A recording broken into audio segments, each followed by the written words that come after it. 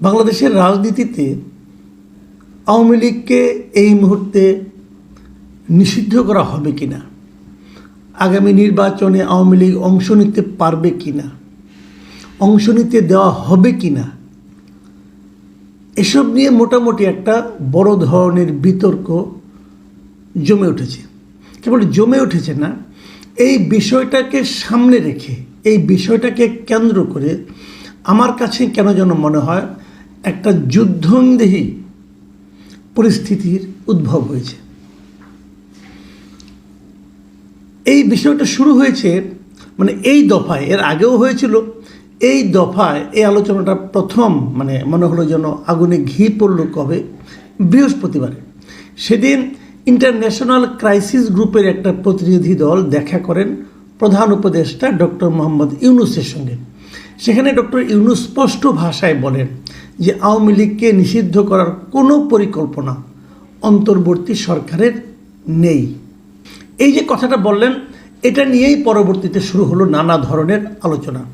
পরের দিন দেখা গেল, শুক্রবার দিন আমরা দেখতে পেলাম যে হাসনাত আবদুল্লাহ, নতুন যে দল হয়েছে জাতীয় নাগরিক পার্টি, সেই নাগরিক পার্টির একজন নেতা, দক্ষিণাঞ্চলের সংগঠক হাসনাত আবদুল্লাহ একটা স্ট্যাটাস দিলেন যে তার থেকে 10 দিন আগের একটা ঘটনাকে টেনে এনে যে ওনাদের সঙ্গে নাকি সেনাবাহিনীর একটা কথা হয়ে সেনাবাহিনী তাদেরকে প্রস্তাব দিয়েছে একটা রিফাইন্ড আওয়ামী লীগকে যেন নিয়ে আসা হয়। এটা নিয়ে অনেক কথা কালকে নিয়ে আমি একটা আলোচনা করেছি, এটা নিয়ে আমি আর নতুন করে কোনো আলোচনা করতে চাচ্ছি না, আমি খালি প্রসঙ্গগুলো টেনে যাচ্ছি। তারপর কালকে রাতে আমরা দেখলাম যে এই নতুন পার্টির তারা একটা প্রেস কনফারেন্স করলো, খুব তড়িঘড়ি করে একটা প্রেস কনফারেন্স করলো, এবং সেই প্রেস কনফারেন্সে তাদের নেতারা বললেন, নাহিদ ইসলাম বললেন যে আওয়ামী লীগ নিয়ে যে বক্তব্য দিয়েছে প্রধান উপদেষ্টা, তারা সেটা নিন্দা করলেন। রাত 8টায় কিন্তু সেটা প্রেস কনফারেন্স হয়েছিল, জরুরি প্রেস কনফারেন্সে। সেখানে নাহিদ ইসলাম বলেছেন, আমি যদি ওটাকে বলি, যে এই যে প্রধান উপদেষ্টা যে বলেছিলেন যে আওয়ামী লীগকে নিষিদ্ধ করার কোনো পরিকল্পনা নেই, তারা এটাকে নিন্দা করলেন এবং তারা বললেন যে আওয়ামী লীগ কর্তৃক সংগঠিত পিলখানা হত্যাকাণ্ড, শাপলা হত্যাকাণ্ড, আগ্রাসন বিরোধী আন্দোলনে হত্যাকাণ্ড, গুম, ক্রসফায়ার, ভোট ডাকাতি, জুলাই হত্যাকাণ্ডের বিচার প্রশ্নে কার্যকর অগ্রগতি দৃশ্যমান হওয়ার আগেই রাষ্ট্রের দায়িত্বশীল পদ থেকে এ ধরনের বক্তব্য অনাকাঙ্ক্ষিত। তার মানে তারা সরাসরি প্রধান উপদেষ্টার বক্তব্যের নিন্দা করলেন। আওয়ামী লীগকে নিষিদ্ধ করা উচিত কি অনুচিত, এই আলোচনায় কিন্তু আজকে আমি আসলে যাব না, কারণ এটা নিয়ে আমি আগেও কিছু কথা বলেছি, প্রয়োজনে ভবিষ্যতে আরও বলবো, সেটা অন্য প্রসঙ্গ। কিন্তু আজকে আমি যে প্রসঙ্গটা নিয়ে কথা বলতে বসেছি সেটা আমি একটু পরেই বলছি। তো এই যে আওয়ামী লীগকে নিষিদ্ধ করা না করা নিয়ে নানা ধরনের যুক্তি, এটা তো হয়েছে, বহুবার হয়েছে, এবং সে আলোচনাগুলির মধ্যে যে জিনিসটা আমার কাছে সবচেয়ে বেশি দৃষ্টি আকর্ষণ করেছে সেটা হলো, দেখুন এই জাতীয় নাগরিক পার্টি বলেন, এবং আমি ইসলামপন্থী পার্টিরও আমি দেখেছি, তারাও নিষিদ্ধের পক্ষে কথা বলছে। তারা বলতেই পারে, এবং নাহিদ ইসলামও বলতে পারে, আমার কোনো আপত্তি নেই, কারণ তারা একটা পলিটিক্যাল পার্টি করে, সেই পার্টির আদর্শ, তারা হয়তো তাদের লক্ষ্য, তাদের পলিসি, রণকৌশল, স্ট্র্যাটেজি, বিভিন্ন দিক থেকে তারা এই দাবিগুলো তুলতে পারে, এটা নিয়ে আমার কোনো বক্তব্য নেই। আমার বক্তব্য হলো, প্রধান উপদেষ্টা যে কথাটা বলেছেন, তার উপদেষ্টা মণ্ডলীর 2জন সদস্য এ বিষয়ে কি মন্তব্য করলেন। কোন 2জন সদস্য? একজন মাহফুজ আলম, যিনি তথ্য মন্ত্রণালয়ের উপদেষ্টা, আর একজন আসিফ মাহমুদ সজীব ভূঁইয়া। এই ভদ্রলোক যুব ক্রিয়া এবং সেই সঙ্গে এলজিআরডি স্থানীয় সরকার মন্ত্রণালয়ের উনি উপদেষ্টা। এই 2 ভদ্রলোক কি বললেন, এই 2 ভদ্রলোকের বক্তব্যটা আমি পড়ি। 2 ভদ্রলোক কিন্তু একইভাবে এমন বক্তব্য দিলেন যে বক্তব্যটা প্রধান উপদেষ্টার বক্তব্যের সম্পূর্ণ বিপরীত। এবং 2জনই শুক্রবার দিন মাহফুজ আলম বললেন যে আওয়ামী লীগ ফ্যাসিবাদী বিদেশি অর্গান, দিল্লি থেকে আওয়ামী লীগকে নিয়ন্ত্রণ করা হয়, এবং তিনি এটাও বললেন এই দলের বাংলাদেশে এখানে কোনো এদের স্থান নাই, এটা বিদেশ থেকে উৎপত্তি হওয়া একটা রাজনৈতিক দল, অমুক তমুক, এবং আওয়ামী লীগ প্রশ্নে কোনো ছাড় দেওয়া হবে না। এটা হলো মাহফুজ আলমের কথা। কোনো উনি ছাড় দিবেন না। আর ওনার প্রধান উপদেষ্টা বলেন যে আওয়ামী লীগকে নিষিদ্ধ করার কোনো ইচ্ছা তাদের নাই।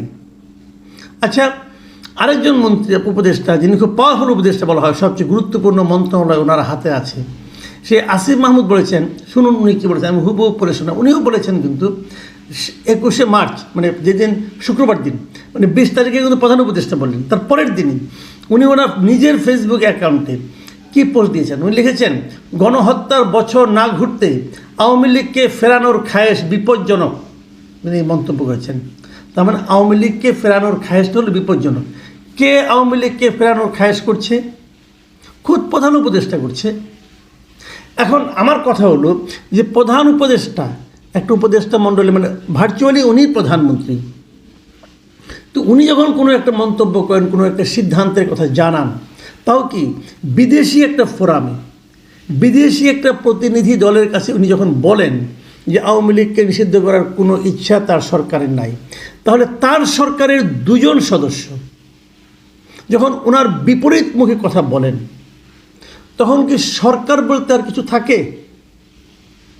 আমি এই প্রশ্নটা করতে চাই, ওনারা কিভাবে বললেন? তাহলে প্রধান উপদেষ্টার বক্তব্যের জন্য ওনারা প্রতিবাদ প্রকাশ্যে করলেন, সেই প্রতিবাদের ব্যাপারে প্রধান উপদেষ্টার বক্তব্যটা কি? আমরা কোনটাকে মানব, আমরা কোনটাকে বিশ্বাস করব? প্রধান উপদেষ্টার বক্তব্যকে নাকি তার 2 জন তরুণ উপদেষ্টার বক্তব্যকে? যদি ওনারা প্রধান উপদেষ্টার বক্তব্যকে অস্বীকার করেন, যদি তার প্রতিবাদ করেন, তাহলে ওনাদের তো কোনো নৈতিক অধিকার নাই সেই উপদেষ্টা মণ্ডলীতে থাকার। আমি তো কোনো নৈতিক অধিকার দেখি না। আবার যদি বিপরীত দিকে প্রধান উপদেষ্টা যখন দেখেন যে ওনার বক্তব্যের সম্পূর্ণ বিপরীত বক্তব্য, ওনার বক্তব্যকে খণ্ডিত করে, তুচ্ছ তাচ্ছিল্য করে তারই 2 জন উপদেষ্টা বক্তব্য দিচ্ছেন, তখন উনি বা কী করে ওনাদেরকে উপদেষ্টা মণ্ডলীতে রাখেন?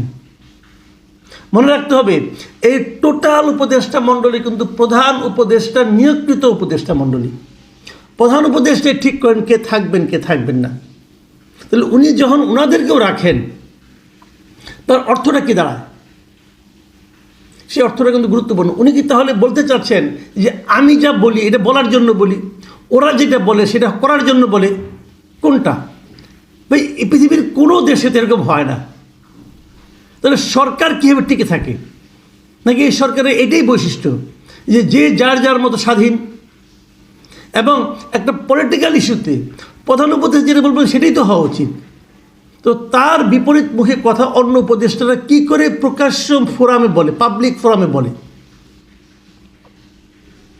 প্রধান উপদেষ্টা যদি মেরুদণ্ড থাকে, ওনার এই জিনিসটা ক্লিয়ার করা উচিত। জনগণের কাছে ওনার ইমেজ কিন্তু যাচ্ছে, জনগণ বুঝতে পারছে, জনগণ বলাবলি করছে এই ভদ্রলোকের তো কোনো ক্ষমতাই নেই। নিজের কথার বিপরীতে তারই উপদেষ্টা মনে লোকজন বলছে, বা এটা পলিটিক্যাল পার্টি বলতে আমার কোনো আপত্তি ছিল না। যে কোনো পলিটিক্যাল পার্টি, যে 2 জনের পলিটিক্যাল পার্টি হতে, সে বলতে পারে, আমার কোনো আপত্তি নেই। হাসনাত আবদুল্লাহ বললে আপত্তি নাই, সার্জিস আলম বললে আপত্তি নেই, আক্তার হোসেন, নাহিদ ইসলাম, এরা যে কেউ বললে আমার কোনো আপত্তি নেই। তারা বলতে পারে, এটা তাদের পলিটিক্স, এটা নিয়ে আমার কোনো কথা নাই। কিন্তু ওনার উপদেষ্টাদের মধ্যে 2 জন কী করে বলে? আবার এই 2 জন কিন্তু পার্টির সঙ্গেও যুক্ত হয়নি। ভাই, আপনাদের আচার আচরণ কথাবার্তাতে পার্টির সঙ্গে মিলে যায়, তাহলে আপনারা ওই পদ ছেড়ে দিয়ে পার্টিতে জয়েন করেন। কেন জয়েন করছেন না? গাছেরটাও খাবেন, তলারটাও কুড়াবেন এই জন্য? নাকি উপদেষ্টার যে মজাটা, উপদেষ্টার অর্থনৈতিক সুবিধা, পাওয়ার এক্সারসাইজ করা, নিজের এই দলের পক্ষে সারা দেশে সরকারি বিভিন্ন টুলসকে ব্যবহার করা, এই জন্য আসেন আপনারা ওখানে? এটা কীভাবে এবং কেন সম্ভব? আমি মনে করি এই মুহূর্তে উচিত হবে 2টো অপশন আমার কাছে। হয় প্রধান উপদেষ্টা এই 2 জনকে বের করে দিবেন, অথবা প্রধান উপদেষ্টা নিজে অপমানকে হজম করে তার পদ থেকে পদত্যাগ করবেন। কারণ উনি যদি প্রধান উপদেষ্টা থাকেন, তাহলে এটা ওনার জন্য অসম্মানজনক যে ওনার পরিষদের সদস্যরা তার কথাকে খণ্ডন করছে, তার কথাকে মূল্যহীন বলছে। তাহলে ওনার পদত্যাগ করা উচিত। কে পদত্যাগ করবেন? পদত্যাগ একজনকে করতে হবে যদি আপনারা সম্মান বজায় রাখতে চান। আমি তো মনে করি প্রধান উপদেষ্টাকে পদত্যাগ করা উচিত। উনি ওই পদে থাকার যোগ্যতা রাখেন না, কারণ উনি ওনার পরিষদের লোকজনকে কন্ট্রোল করতে পারছেন না। প্রিয় দর্শক, আমরা এই ধরনের উপদেষ্টা মণ্ডলী চাই না, মানে এই ধরনের মন্ত্রিসভা চাই না যেখানে নাকি যে যার যার মতো কথা বলে, কেউ কাউকে পাত্তা দিচ্ছে না, এবং খালি বলে না, যে যার মতো বললেও হতো, ওটাও না মানা যেত, কিন্তু প্রধান উপদেষ্টার বক্তব্যকে অস্বীকার করে সেটাকে তার বিপরীতমুখী